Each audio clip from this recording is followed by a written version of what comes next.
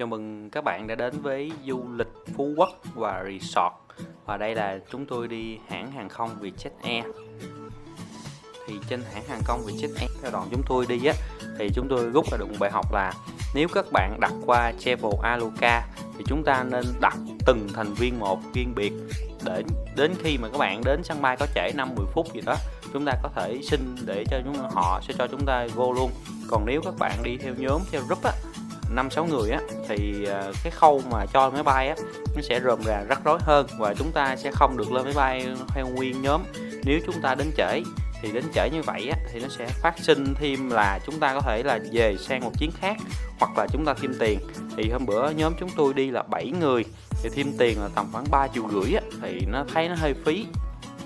Thì tuy nhiên có một cái như thế này nữa nè, nếu mà nhà anh chị em nào mà có con nhỏ đặt trên Travel Alucard thì chúng ta nên đặt cho cái người sponsor là người mà đại diện pháp lực để dắt em bé đi á, là lên đứng đầu, chứ đừng có để là đặt tên một người khác. Giả sử như cái tên đứng đầu trên Travel Alucard đó mà không đi thì em bé nó cũng không đi, phải tốn tiền mua vé lại cho em bé đó.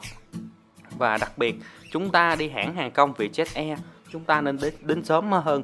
Giờ dự kiến là khoảng 1 tiếng đồng hồ, đừng đến trễ hơn nha các bạn. Tuy nhiên thì khi đi hãng hàng không Vietjet Air, rút ra được một bài học là chúng ta nên sớm hơn đúng giờ. Thì hãng có thể là delay hoặc trễ giờ, nhưng chúng ta sẽ không bị mất thêm tiền.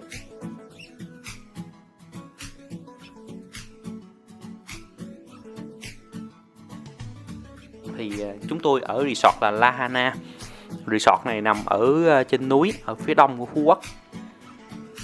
Thì đường lên trên resort này cũng là một cái đường lên dốc nha. Thì với kinh nghiệm đi Phú Quốc tự túc, thì nếu các bạn đi tự túc mà theo nhóm á, thì chúng ta nên thuê xe 7 chỗ mà tự lái đi, sẽ thoải mái hơn là chúng ta đi bằng taxi. Còn đi 2 người mà trẻ khỏe thì nên thuê xe gắn máy đi, sẽ thuận tiện hơn, có nhiều địa điểm chơi hơn. Và đây là khuôn viên tại resort. Thì resort này có hồ bơi, có cảnh, có hồ cá. 03 tới 302 á là phòng nằm ở lưng chừng, đi dốc quanh co. Các bạn đi nếu mà người lớn tuổi hay trẻ rồi á, nó sẽ cảm thấy mệt, tại vì chúng ta đi bộ trên những bậc thang không mà, nó sẽ không thuận tiện, nó gập ghềnh lắm. Còn nếu các bạn ở, một là ở dưới luôn, phòng từ 101 đến 108, hoặc là 202 đến 208. Đây là cây vú sữa. Cây vú sữa thì vào khoảng Tết đó các bạn, tháng Giêng thì nó sẽ sai trái rất là nhiều. Còn mùa này thì hết trái. Ở đây là nhà hàng cá gỗ. Thì nhà hàng cá gỗ này phục vụ cho các bạn buổi ăn từ 11 giờ cho đến là 4 giờ chiều. Và đây là buổi buffet sáng. Thì buffet sáng nhà hàng chỉ phục vụ từ lúc 6 giờ cho đến 10 giờ trưa. Các buổi điểm tâm sáng thì theo chúng tôi đi ăn và nhận định, chúng tôi ở đây 3 ngày, chúng tôi cảm thấy là đồ ăn khá là hợp khẩu vị và phong phú, đa dạng thức ăn. Mỗi ngày nhà hàng đều thay đổi thức ăn mới để chúng ta không bị nhàm chán và chúng ta bị ngán. Thì nhà hàng phục vụ các món Á Âu ta, các loại gỏi xà lách, gỏi đặc sản Phú Quốc, gỏi cá,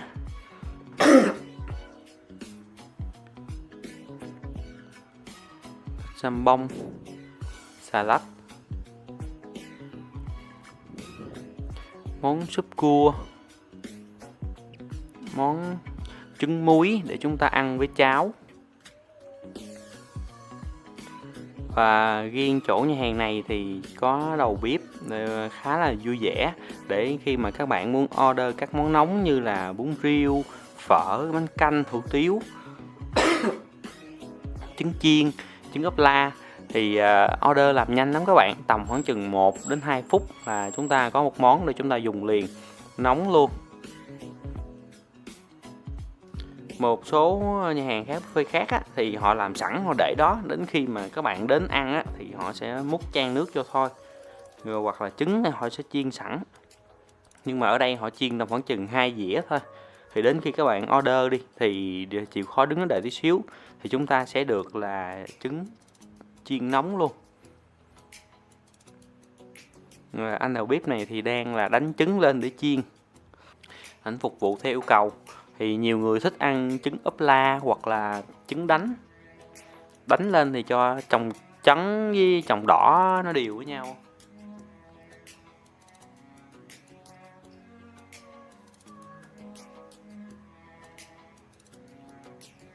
Thì lời khuyên các bạn đi du lịch á, các bạn nên mỗi buổi sáng nên ăn một cái trứng để chúng ta bổ sung thêm các loại vitamin cần thiết cho cơ thể, để chúng ta vận động một ngày nó sẽ đầy nhiệt huyết hơn, năng nổ hơn.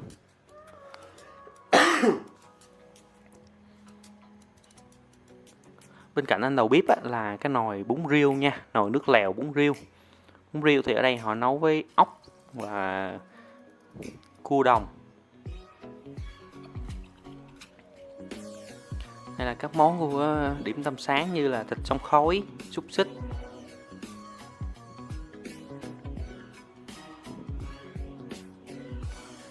cơm chiên cá mặn, đậu que xào, cà rốt.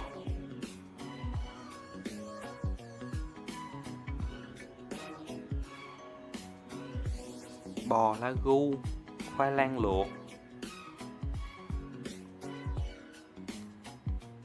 Đây là khuôn viên của chúng ta khi chúng ta lấy đồ ăn, chúng ta ngồi trên bàn. Thì trên này không khí nó mát mẻ lắm các bạn. Bên xung quanh là hồ bơi. Các bạn có thể chọn ngồi bàn nào tùy thích của mình. Thì buffet ăn ở đâu cũng vậy.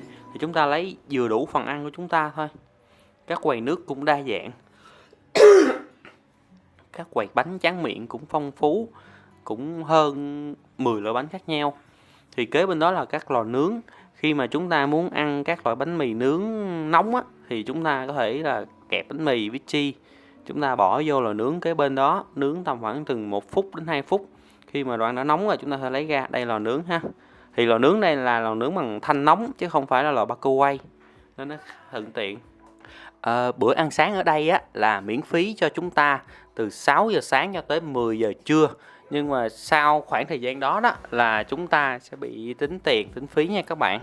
Và đây là các món ăn trái cây dessert để chúng ta tráng miệng, các món ăn vùng nhiệt đới. Để cho các bạn tham quan một vòng các quầy ăn tại khu vực này hoặc các view gồm quầy bar. Sau khi chúng ta lấy đồ ăn rồi, chúng ta nên lựa chọn một chỗ thuận tiện để chúng ta thưởng thức đồ ăn mà chúng ta đã lấy. Cái lời khuyên là ăn buffet á, chúng ta lấy vừa đủ ăn thôi nha. Và sau khi ăn sáng được thoải mái rồi thì chúng tôi không quên đi tham quan một vòng hồ cá koi tại nhà hàng. Những con cá bơi tung tăng trong nước.